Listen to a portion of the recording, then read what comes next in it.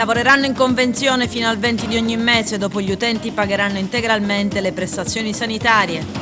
Cadavere sugli scogli a Lampedusa e 4 bare in viaggio per essere tumulata a Montevago, lite con colpo di pistola a Favara, tentato omicidio ad Adrano. Sedite il 34enne di Racalmuto che ha ucciso i genitori è capace di intendere e volere, ma agito spinto dalla cocaina. Rotolo, il carabiniere in carcere da 11 anni per aver ucciso la compagna, rinuncia a permesso premio. Eccellenza, cresce l'attesa per la partita di domenica. All'Esseneto le 2 prime in classifica, Akragas-Enna.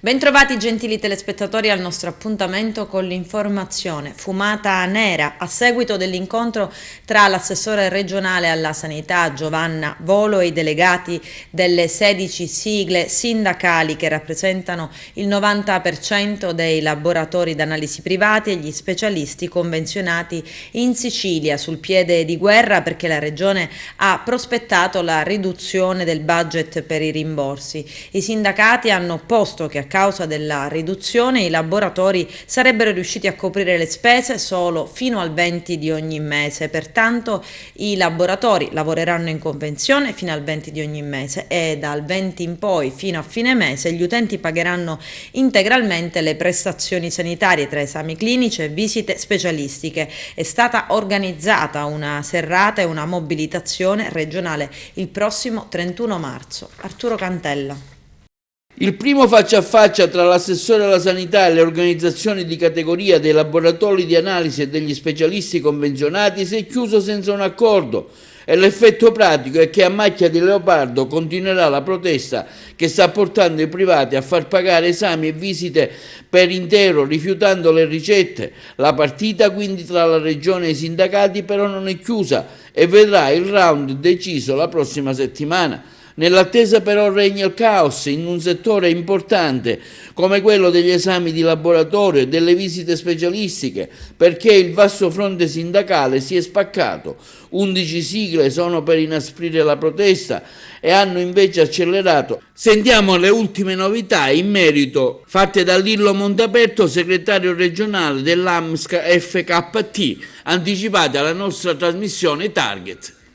Allora, il sistema sanitario è composto, o meglio era composto prima dal pubblico e dal privato. Oggi non si osa dire più privato perché con la 502 del 99 e con la 229 del 99 il pubblico e il privato è stato equiparato, per cui si parla di interazione tra soggetti erogatori pubblici e privati ma sullo stesso piano. Ovviamente per legge, come sappiamo però in Italia e finalmente a maggior ragione in Sicilia, per reminiscenze storiche di territorialità o quant'altro di pensiero, spesse volte queste cose vengono, come dire, vengono anche meno o quantomeno si disattendono. Quindi diciamo, fermo restando che il pubblico e il privato siamo sullo stesso piano, però sostanzialmente da chi deve o meglio dovrebbe come dire, garantire le prestazioni secondo quanto sancito dall'articolo 32 della nostra Costituzione, forse spesse volte perde di vista che 3 pilastri fondamentali di una società che vuole definirsi civile non possono essere abbandonati e sono in prima istanza ovviamente la salute, quindi la sanità, migliorando il pubblico, ottimizzando il privato, la pubblica istruzione e la solidarietà sociale. Però chi è ben dotato di vista ovviamente nel vedere il territorio, nel vedere soprattutto lo spendimento della politica che dovrebbe essere lo strumento nobile di chi deve esercitare il proprio ruolo nel mantenimento di questi requisiti che servono a dare il giusto riscatto alla collettività, perché oggi tutti ci definiamo civili, società civile, società occidentalizzata, quando realmente poi nella sostanza vediamo persone che non si curano perché vengono meno quei percorsi giuridici per tortuosità o per altro, o per sprechi, o soprattutto anche per sprechi. Ma perché per cui il dico, cosiddetto privato va allo scontro con la regione? Lello. Allora, lo scontro sicuramente non lo creiamo noi professionisti del settore privato della sanità, assolutamente, o del settore, per meglio dire, accreditato oggi, per utilizzare un termine nuovo, un termine diciamo moderno. E tutto nasce da che cosa?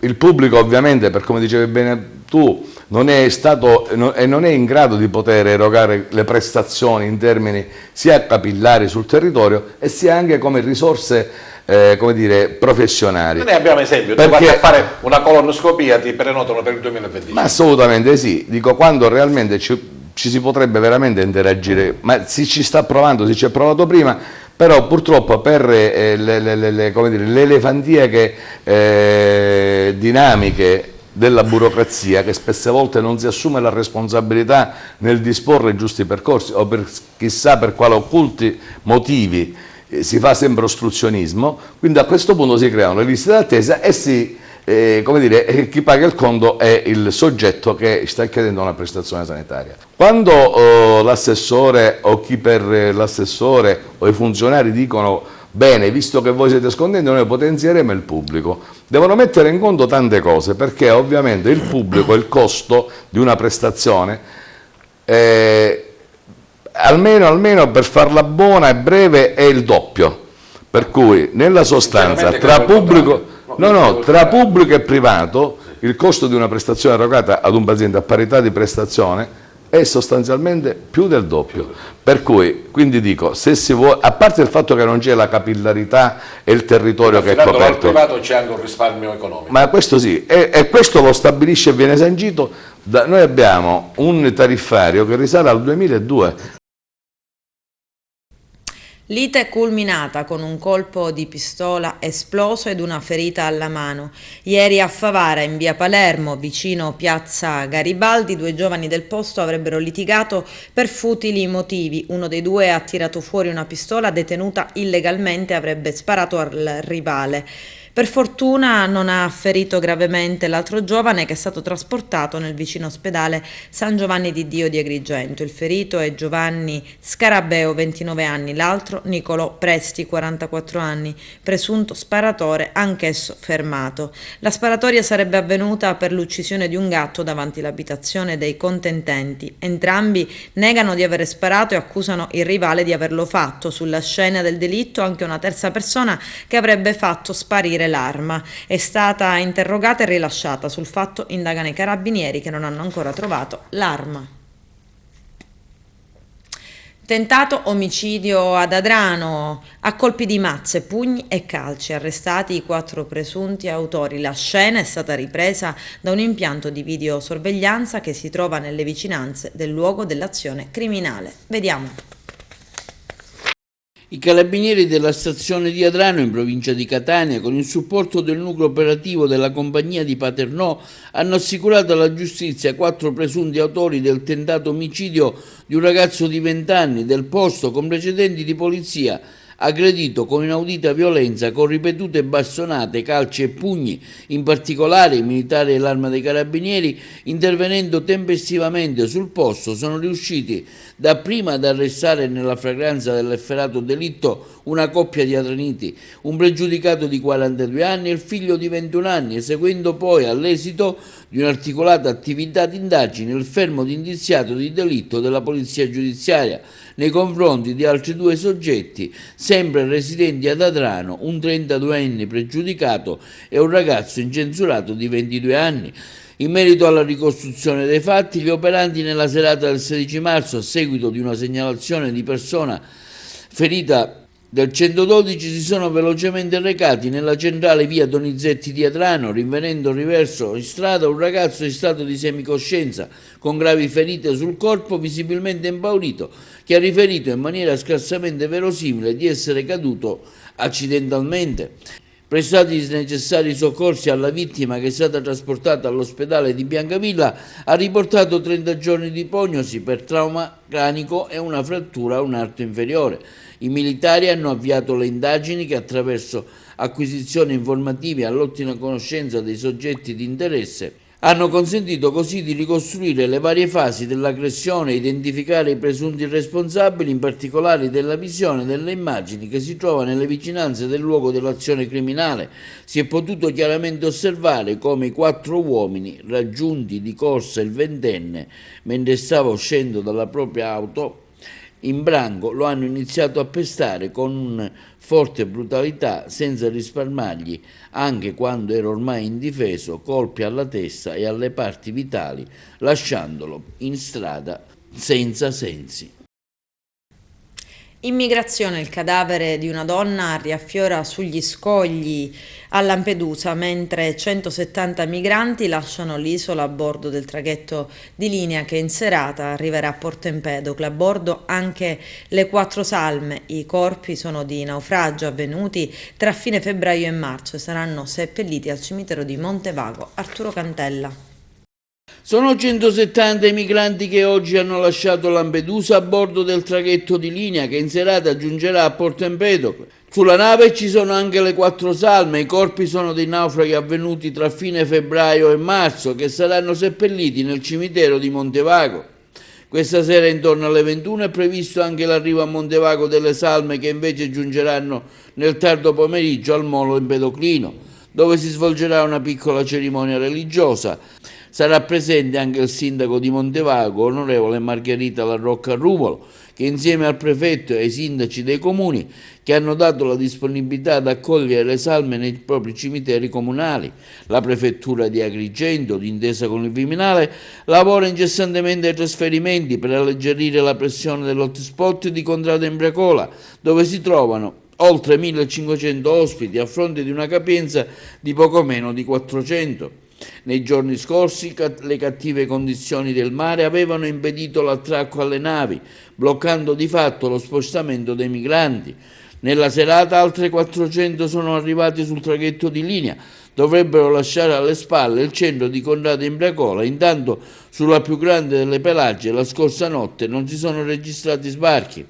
L'esigenza immediata è quella di alleggerire l'hotspot trasferendo il prima possibile i migranti. Con questi numeri tutta la macchina dell'accoglienza e del soccorso è in difficoltà. Occorre mettere a disposizione dell'isola una nave umanitaria che faccia da spola da Lampedusa alla terraferma per consentire così veloci trasferimenti e continui. So che il Ministero dell'Interno ci sta lavorando, questo quanto dichiarato dal sindaco di Lampedusa Filippo Mannino alle reti nazionali. E sempre a Lampedusa continuano le operazioni per il recupero del cadavere della migrante che è stata avvistata nel pomeriggio a Punta Laimo in zona Capogrecale, dove sorge il faro di Lampedusa. Né la motovedetta della Guardia Costiera né i Vigili del Fuoco sono riusciti ad avvicinarsi al corpo che in una piccola insenatura. A Punta Alamo è tutta la notte è rimasto un presidio fisso dei Vigili del Fuoco che con un grosso faro hanno illuminato il tratto di costa. I genitori di una bimba di 4 anni di Sambuca di Sicilia hanno presentato una denuncia ai carabinieri di Sciacca allo scopo di accertare la causa della morte della figlia avvenuta all'ospedale Giovanni Paolo II, dove era stata ricoverata poche ore prima. La procura ha già aperto un'inchiesta, è stata disposta l'autopsia. Stando a quanto si apprende, la piccola sarebbe giunta in ospedale accompagnata da papà e mamma con la febbre alta.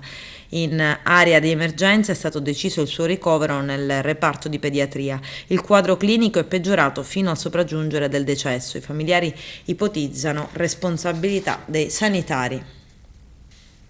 Operazione Fairo, scoperta banda di pusher a Ballarò, 25 misure cautelari. I dettagli nel servizio. I militari del nucleo operativo della compagnia dei carabinieri di Palermo, di Piazza Verdi, hanno eseguito 25 provvedimenti cautelari, di cui 4 in carcere, 5 agli arresti domiciliari, 7 con obbligo di dimora nel comune di Palermo e 9 con obbligo di presentazione alla polizia giudiziaria, emessi dal GIP nei confronti dei componenti di un'organizzazione criminale che spacciava droga al mercato di Ballarò. L'indagine, coordinata dalla procura guidata da Maurizio De Lucia, l'attività di indagine è iniziata tra giugno e dicembre del 2020, permettendo di scoprire una piazza di spaccio dove era possibile acquistare crack, ma anche cocaina, hashish, marijuana e Subson. Il commercio era attivo 24/24. La zona dello spaccio era tra via Annunzio Nasi, piazzetta Lucrezia Bonaccini e via Mongitore. Gli acquirenti erano minorenni, turisti e studenti. Per assicurare una vendita al dettaglio costante per tutto l'arco della giornata, l'organizzazione usava decine di spacciatori. i quali avevano anche il ruolo di vedetta ed erano soliti segnalare l'arrivo delle forze dell'ordine utilizzando una parola in codice FAIRO che dà il nome all'operazione dei carabinieri. Le indagini hanno così consentito di stimare il profitto giornaliero della banda in 4.000 euro circa. Nel corso dell'attività sono state monitorate ben 256 vendite di sostanze stupefacenti. Nei mesi scorsi sono già state arrestate in flagranza 10 persone e sequestrate circa 2,5 kg di stupefacenti. Tra i consumatori individuati figurerebbero soggetti di svariata estrazione sociale e geografica, anche una madre che si era recata nella piazza di Spalcio con il figlio neonato. Nel corso dell'operazione sono stati eseguiti 2 arresti in flagranza, una denuncia in stato di libertà, sono stati sequestrati complessivamente 85 grammi di crack, hashish e marijuana. I carabinieri del nucleo cinofili sono stati impiegati per l'esecuzione delle misure cautelari durante le attività di perquisizione e controllo del quartiere eseguite con l'aiuto del cane antidroga Ron. Hanno anche individuato una maxi serra di marijuana allestita in un magazzino attrezzato con luci, tubi di areazione e sistema di irrigazione. Nella serra sono stati inoltre sequestrati diversi sacchi con infiorescenze di marijuana. È capace di intendere e volere, ma ha agito sotto la spinta disinibente ed aggressiva della cocaina. L'ha stabilito in quello che è stato l'incidente probatorio lo psichiatra Lorenzo Messina, incaricato dal GIP di Agrigento Francesco Provenzano di eseguire una perizia sul 34enne di Racalmuto, Salvatore Sedita, che lo scorso 13 dicembre ha massacrato i genitori Giuseppe Sedita, 66 anni, e Rosa Sardo, 62 anni, uccidendoli nella loro abitazione di via Rosario Livatino con 47 colpi di mannaia. Per lo psichiatra il giovane è sano di mente, può essere processato. Gli accertamenti erano stati sollecitati dal procuratore reggente Salvatore Velle e dal PM Gloria Andreoli per fare luce sulla capacità di intendere e volere, sull'effettiva portata dei problemi mentali dell'indagato. Ho colpito prima mia madre con la mannaia conservata in una borsa frigo in camera da letto. Gliel'ho conficcata nel collo ma è rimasta viva. Ho continuato anche quando ho capito che erano morti, dando dei colpi secchi alle mani. Questo è il racconto dell'orrore fatto da Salvatore Sedita dopo essere stato sottoposto a delle terapie nel reparto di psichiatria. Prima aveva fatto una ricostruzione delirante raccontando di aver visto i demoni e che l'autore dell'omicidio era un uomo con la maschera e tatuaggi che ha bussato a casa. Salvatore Sedita si trova ricoverato nella sezione psichiatrica del carcere di Barcellona Pozzo di Gotto. Il reato, scrive lo psichiatra nella perizia, non è diretta espressione di una infermità mentale, ma è avvenuto sotto l'effetto della cocaina, per cui Sedita va considerato capace di intendere e volere. Commissione regionale antimafia domani a Favara per incontrare i vertici istituzionali della provincia di Agrigento. Giuseppe Moscato. La Commissione regionale antimafia, presieduta da Antonello Cracolici, domani si riunirà a Favara. L'iniziativa, prevista a partire dalle ore 11 all'interno del Palazzo del Comune di Favara, rientra nel lavoro di mappatura della Commissione antimafia sullo stato della criminalità organizzata nelle varie province siciliane.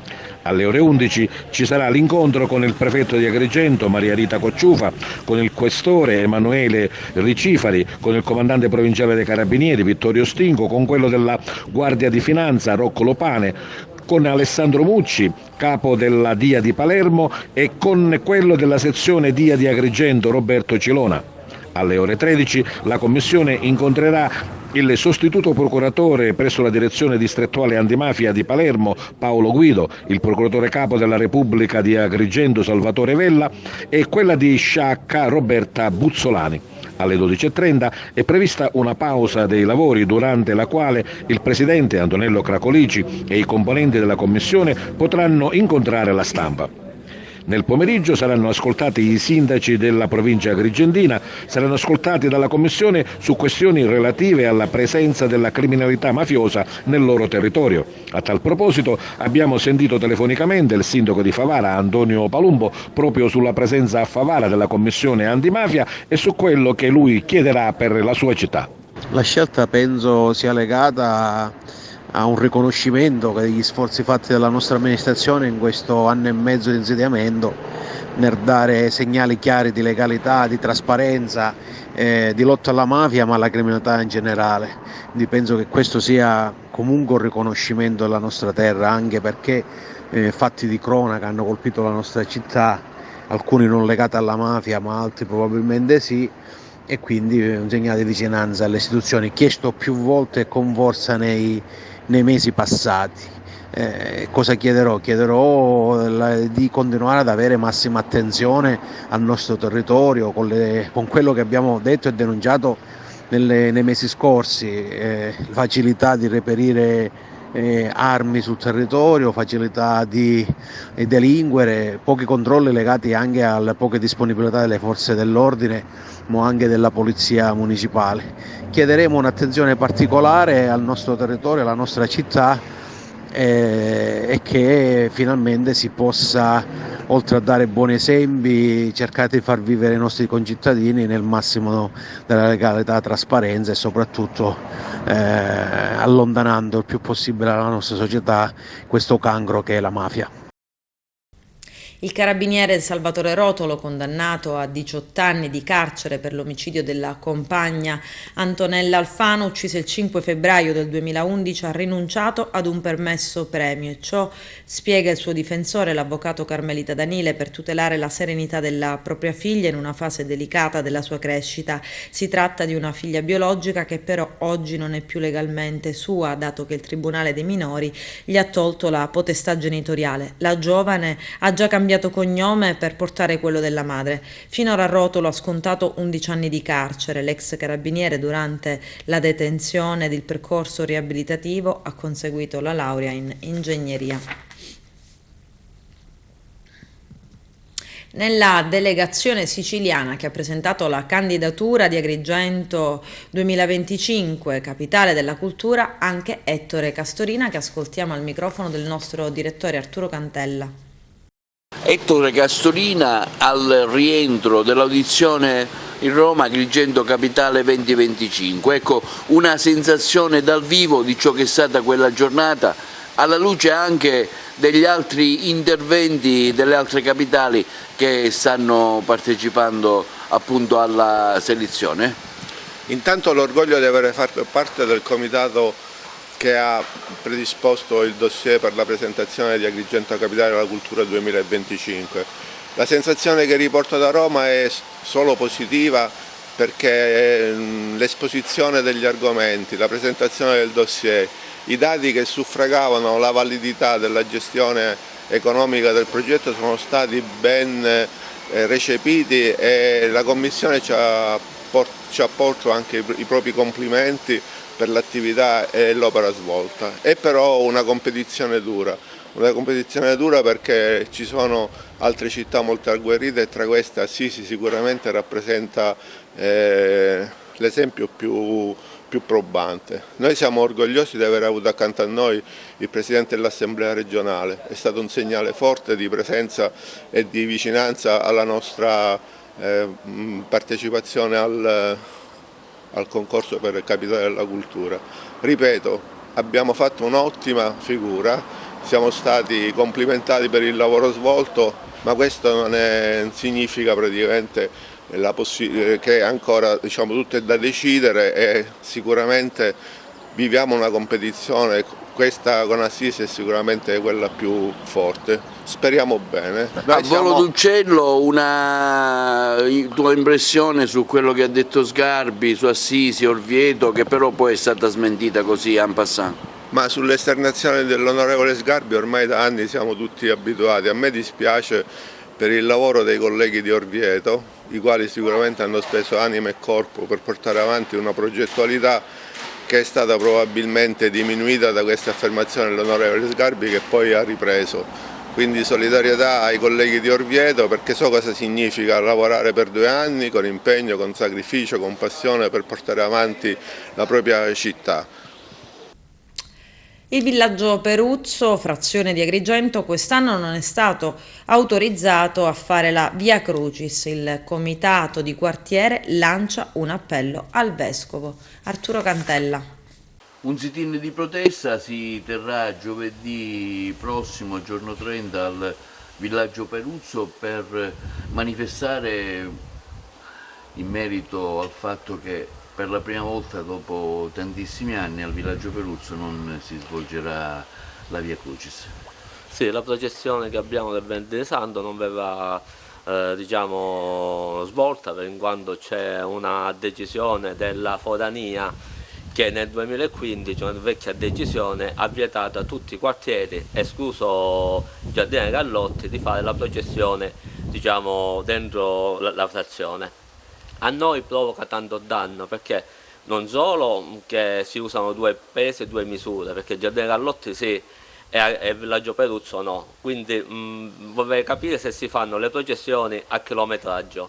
Se più chilometri hai la processione la fai, meno chilometri hai processione tu non ne fai.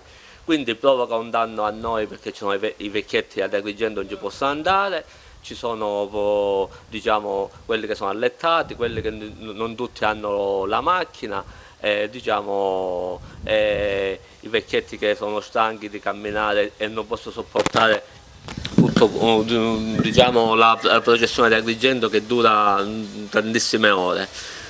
Noi faremo questo sit-in per diciamo, se il vescovo sensibilizzare il vescovo, ancora siamo in tempo a accontentare la frazione del villaggio Peruzzo, anche come accontentata quella del Giardino Gallotti, perché nella nostra processione si prega veramente, perché noi abbiamo 800.000 persone che vengono alla processione del villaggio Peruzzo.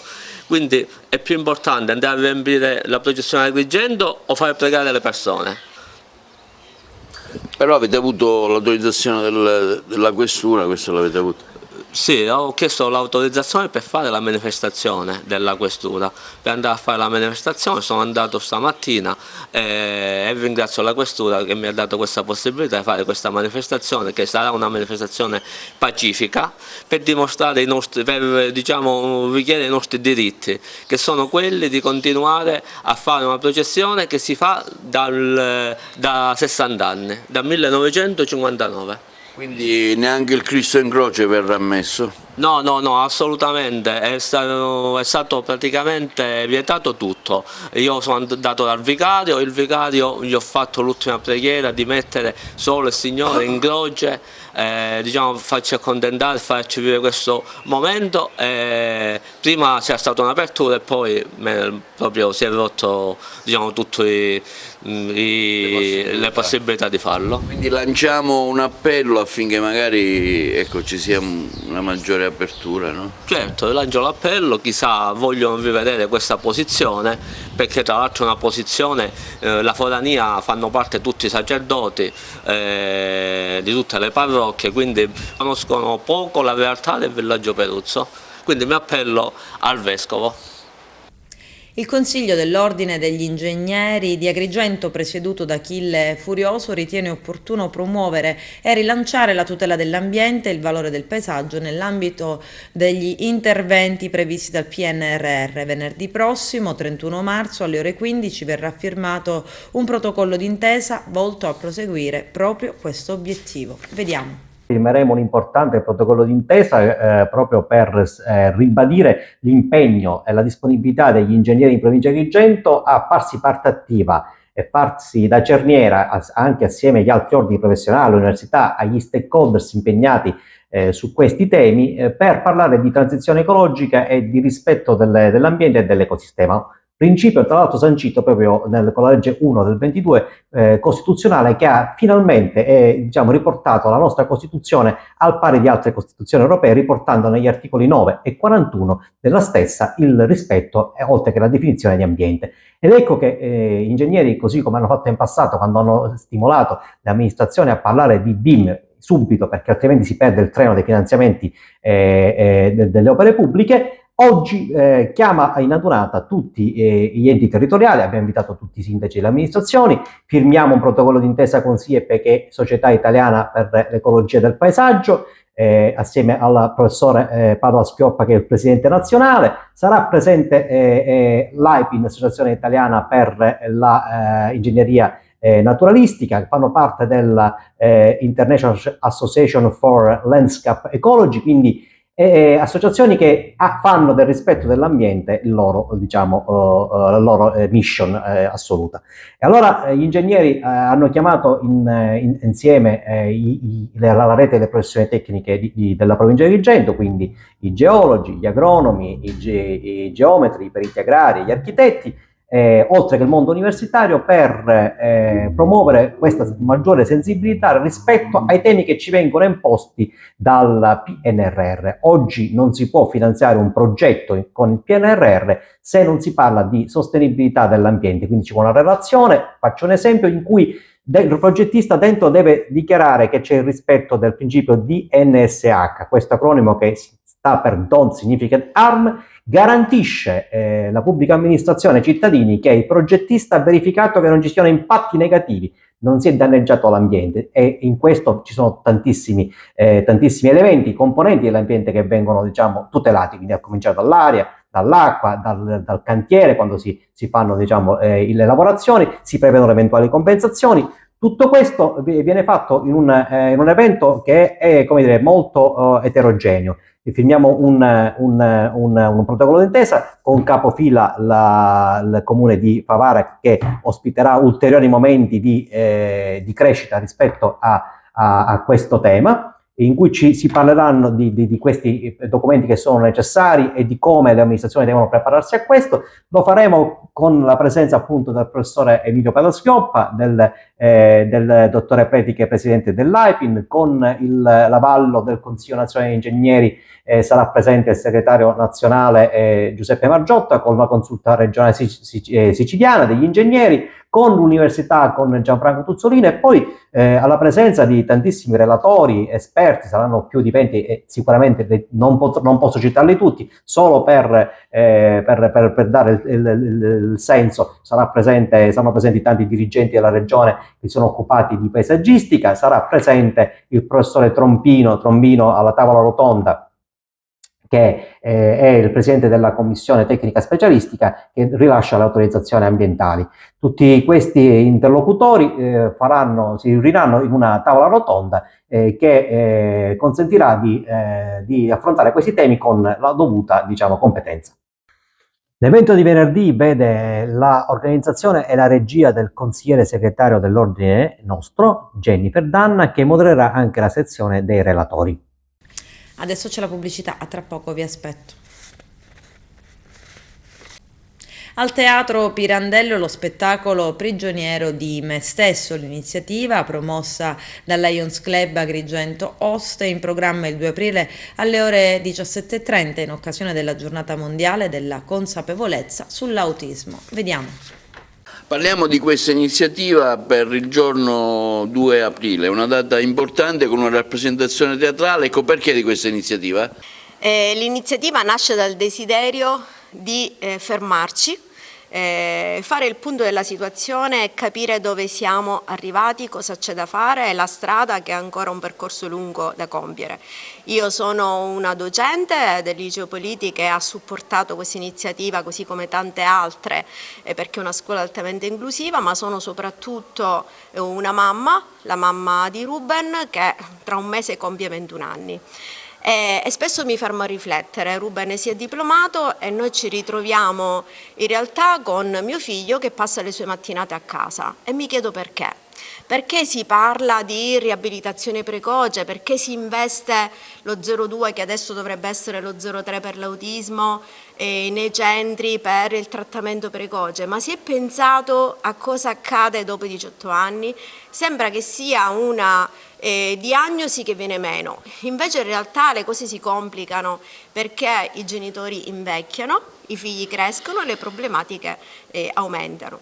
Quindi quello che noi vogliamo attraverso questa iniziativa che è stata supportata e che io ringrazio fortemente il club dei Lions con Emanuele Farrugia e Rossana Florio, che hanno veramente sposato questa iniziativa e l'hanno inserita nel loro programma annuale dall'inizio.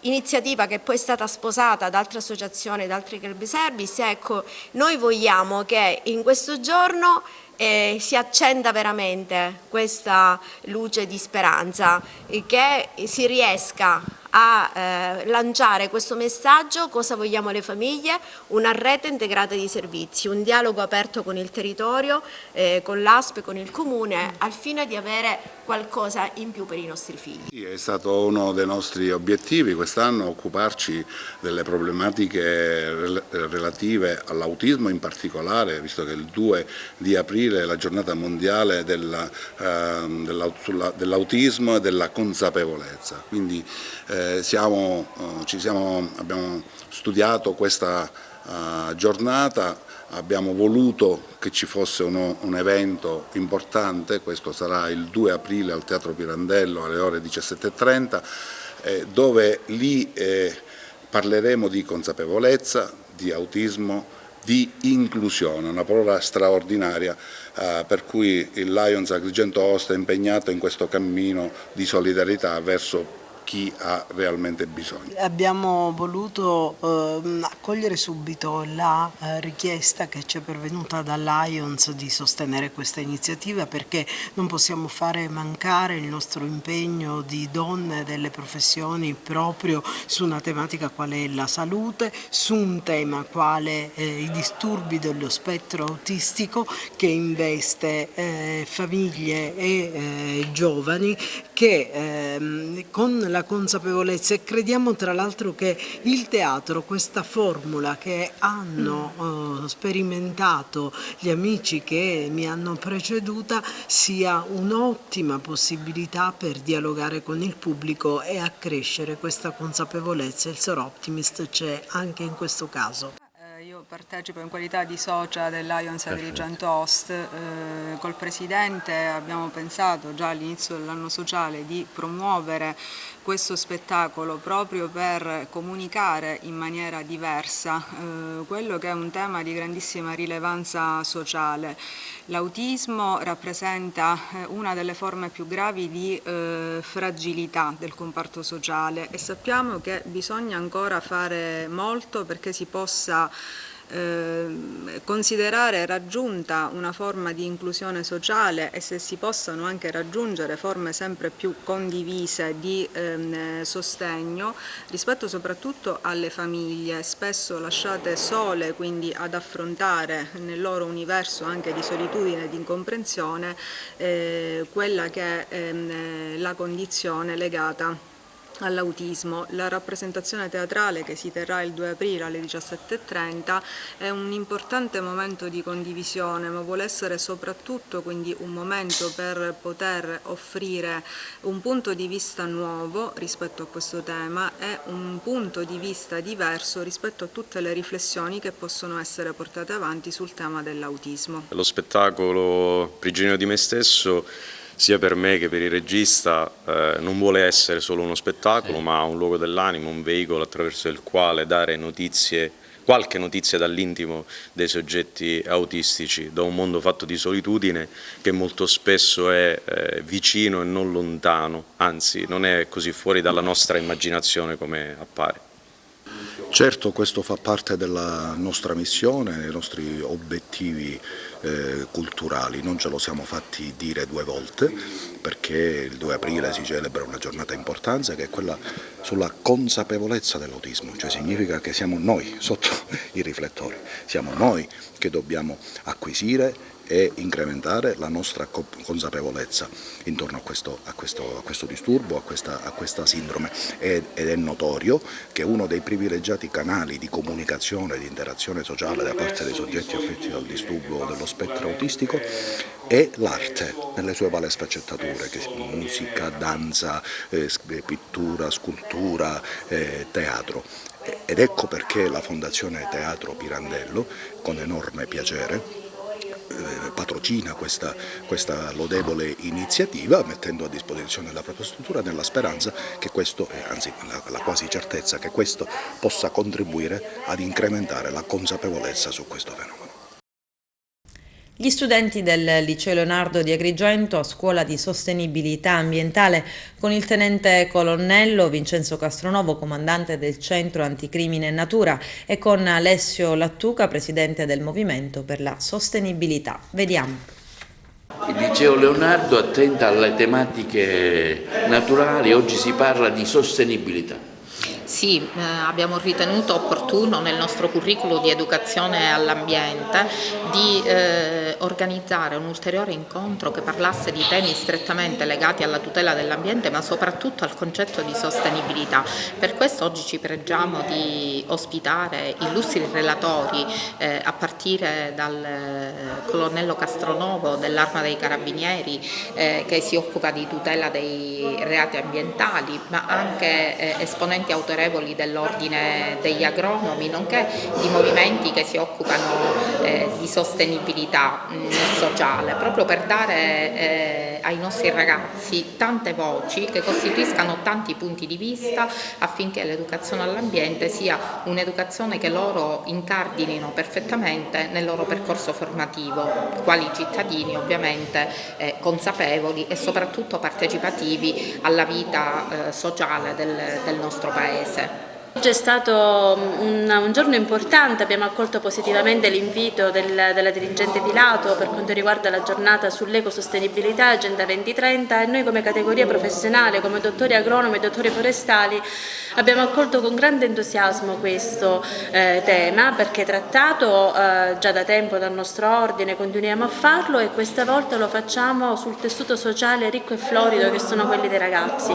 Ci rendiamo particolarmente propositivi anche spero che possiamo interagire come ordine anche con il resto delle istituzioni scolastiche perché riteniamo che sia il posto giusto per poter parlare di Agenda 2030. Agenda 2030 ha una politica inclusiva, ha una politica intelligente che va declinata per tutti i 17 obiettivi. Oggi grazie alla dirigente scolastica e agli illustri relatori che fanno parte di questa giornata ne stiamo declinando alcuni in particolare, chiaramente parleremo di certificazione del suolo e la nostra categoria è parte attiva su questo, sull'obiettivo 2, sull'obiettivo 4, quindi una giornata molto ricca di contenuti, di riflessioni e che sicuramente sarà un seme appunto di crescita per quanto riguarda i ragazzi del liceo Leonardo. Il nostro istituto oggi ha voluto organizzare questo evento affinché i nostri alunni potessero toccare con mano quelli che sono i veri temi della sostenibilità ambientale, sentire la voce di tecnici esperti nel settore che lavorano in questo ambiente e che quindi danno corpo a quelle che sono le nostre lezioni curricolari su questo argomento. Questo evento incarna la vera mission del nostro istituto, che è quella di formare cittadini del futuro che sappiano stare al mondo, adulti consapevoli e attenti. Ma intanto è bello e importante che i ragazzi, che poi saranno quelli che gestiranno la terra nei prossimi tempi, entrino a conoscenza non solo delle problematiche, ma della cultura e della coscienza che deve stare alla base per risolvere queste problematiche. Spesso noi ci soffermiamo su questioni tecniche, tecnologiche, economiche e sviamo la cultura dei nostri giovani. Il tentativo che facciamo oggi, spero che sia un buon tentativo, è quello invece di far comprendere che cambiando l'atteggiamento, i nostri stili di vita, la nostra conoscenza della realtà che ci circonda, forse questa è la strada migliore per risolvere i problemi che saranno loro del futuro. È una brutta eredità che noi abbiamo lasciato, ma noi dobbiamo essere ottimisti perché la storia deve continuare. Oggi è una giornata speciale perché sono invitato ad un evento della scuola dell'Istituto Leonardo, un evento importante perché i giovani sono coinvolti nelle informazioni utili per capire come sta girando il mondo ed è anche nel solco dell'attività che il movimento sta svolgendo, l'informazione nelle scuole per coinvolgerli nelle future scelte, nella speranza che questi ragazzi possano integrare una consapevolezza, una coscienza ambientale che possa servire a modificare i comportamenti per il futuro anche del nostro Paese, perché come si sa i comportamenti individuali poi devono essere, devono fare massa critica nel mondo perché altrimenti non si risolve il problema del riscaldamento climatico. Continua la nostra attività per informare, per coinvolgere, per dare la nostra puntura di spillo a un problema che è di natura molto ampia, ma che va risolto con i comportamenti individuali. Beh, direi che è fondamentale, è importantissimo, perché oggi la comprensione del disvalore sociale, dell'aggressione all'ambiente deve essere un patrimonio culturale di tutti, e mi fa particolarmente piacere il fatto che nel liceo scientifico di Agrigento, ma in tutte le scuole del territorio di Agrigentino, nasca questa profonda e consapevolezza della importanza della tutela del nostro ambiente per noi e per le generazioni future. Ad Agrigento, al Teatro della Posta Vecchia in via Atenea, sabato prossimo 1 aprile alle ore 21 e poi in replica domenica 2 aprile alle ore 18 l'Open Space Theater in scena con coppia aperta, anzi spalancata. Arturo Cantella. Ilaria Bordenga al Teatro Posta Vecchia, un appuntamento teatrale sabato e domenica, ecco, parliamone. Allora, intanto invito tutto il pubblico al Teatro della Posta Vecchia l'1 e il 2 aprile. L'1 è un serale alle 21 e la domenica invece alle 18, una pomeridiana. Uno spettacolo brillante, simpaticamente parliamo della coppia aperta. La coppia aperta della disparità più che altro dell'uomo e la donna nel vivere la coppia aperta. Se ne parlava tantissimo negli anni 70, ritorna questo tema chiaramente con i grandi, perché è un testo scritto da Dario Fo e Franca Rame, nello specifico forse è stato scritto esclusivamente da Franca Rame, e che noi raccontiamo insieme al mio partner Paolo Di Noto, bravissimo attore che fa il coppia aperta, e invece io faccio Antonia, questa donna che subisce la coppia aperta, ma ci sarà un risvolto con la regia di Camillo Mascolino, un bravissimo regista catanese, l'allestimento scenico di Donatella Giannettino e chiaramente con il contributo grandissimo di Giovanni Moscato del Teatro della Posta Vecchia, di Toni Brucoleri e di tutte le persone che ci sono state attorno per costruire questo bellissimo spettacolo, per me esilarante. Quindi vi invito sabato 1 aprile e 2 aprile alle 21 e alle 18. Vi aspetto, perché il teatro, ricordatevi, è un'arte magica ed permette la trasformazione. Quindi venite a teatro. Sicurezza negli ambienti di vita è il tema al centro dell'incontro seminario promosso dall'azienda sanitaria provinciale di Agrigento stamani allo spazio Temenos. Vediamo. Spesso a dormire ci vado. Commissario, un importante appuntamento che parla di sicurezza negli ambienti di vita, cui l'ASP è sempre protagonista e attenta a queste tematiche di grande interesse. Devo dire che è importante il lavoro che fanno le scuole e che hanno fatto i colleghi dell'ASP per far diffondere questo messaggio. Quello che dicevo nel mio saluto appena terminato è che ai ragazzi ovviamente, e che tutte queste cose non succedono a New York, a Filadelfia, in altri posti, ma sono problemi e incidenti che noi abbiamo a Palma di Montechiaro piuttosto che a Favara o nelle nostre città con persone che noi conosciamo. Quindi l'unico modo per poter evitare che queste cose succedano è conoscerle innanzitutto, adeguare i nostri stili di vita a tutte le misure che verranno illustrate e che noi cerchiamo di memorizzare, e questo tante volte salva la vita nostra e dei nostri parenti. Voi siete sempre attenti a queste tematiche, organizzate spesso di questi incontri? Io ovviamente per il ruolo che ho dico che non sono mai contento, però queste sono bellissime iniziative, ma ne dobbiamo fare di più. Sono tante queste iniziative, ma questa ha una valenza particolare perché, come ho detto nel mio intervento, è un approccio che riguarda diversi aspetti e quindi anche diverse istituzioni, perché si parla di benessere, quindi benessere e di ambienti di vita, salute, benessere e ambienti di vita. Oggi secondo me è stata fatta e si farà una bella semina, perché i ragazzi sono molto attenti a queste problematiche, e quindi è una bella risposta delle istituzioni insieme per poter, come dire, anche dare dei messaggi concreti sui comportamenti da tenere. e aiutare anche questi nostri ragazzi a volersi un po' di bene e a rispettare se stessi, gli altri e l'ambiente. Siamo contenti di aver avuto questa opportunità sia come scuola in termini proprio di partecipazione ad un momento importante di formazione per la prevenzione, sia ci fa piacere avere la possibilità di intervistare Sua Eccellenza il Prefetto e anche gli altri intervenuti nell'ambito del progetto del giornalismo della nostra scuola, che sta prendendo sempre più campo e che vede i ragazzi protagonisti nella nel veicolare l'informazione tra i giovani e anche a livello cittadino. Anche perché è un tema importante, diciamo, questo della sicurezza, specialmente in questa età in cui i ragazzi guidano i motorini, insomma bisogna fare una grande consapevolezza del problema. Assolutamente sì, i ragazzi sono molto attenti e sicuramente approfitteranno di questo momento, a cui speriamo ne seguano tanti altri di varia natura.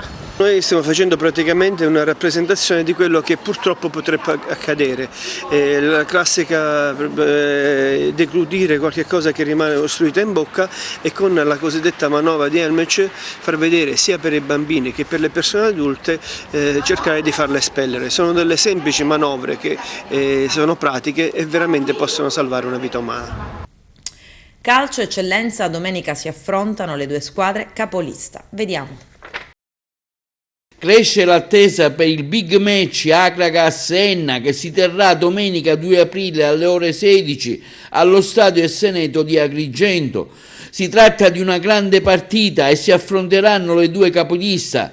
La partita promette spettacolo e tante emozioni e il risultato sarà decisivo considerando le poche giornate che mancano al termine del campionato. I tifosi acragantini riempiranno gli spalti per cercare di spingere il gigante alla vittoria. La prevendita procede a gonfie vele, sono stati già venduti oltre 1000 biglietti. In merito ascoltiamo le parole del giocatore dell'Acragas, Edi Mansour. Stiamo preparando nel miglior modo possibile, come prepariamo ogni gara dall'inizio di campionato a questa parte. Sarà una partita sicuramente dura, tosta, tra due avversari forti, infatti la classifica lo dice. Mi aspetto una bella cornice di pubblico perché questa partita lo merita, ma lo meritiamo soprattutto per il lavoro che stiamo facendo in campo. Mi aspetto veramente un Esseneto bello pieno. Sarà decisiva per il salto di categoria?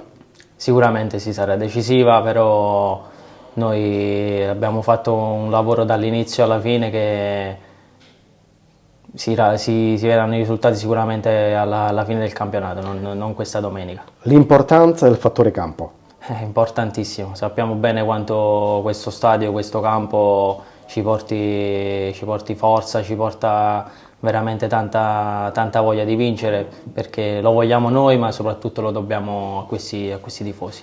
Due squadre fortissime che si affrontano per la vittoria del campionato, cosa potrebbe fare la differenza nello scontro diretto? Sicuramente le giocate del singolo, ma la forza del gruppo che lotta dal primo minuto fino alla fine, fino a quando l'arbitro fischia la fine della partita, farà la differenza. Come stai fisicamente? Sei tornato al gol contro il CUS Palermo? Finalmente ti sei sbloccato? Sì, finalmente ci voleva questo gol per il morale sicuramente, e soprattutto in vista di questa partita. Fisicamente sto bene, siamo tutti bene, stiamo lavorando veramente alla grande. Con questo è tutto, termina qui l'edizione del telegiornale. Grazie per la gentile attenzione e per essere stati con noi. A presto.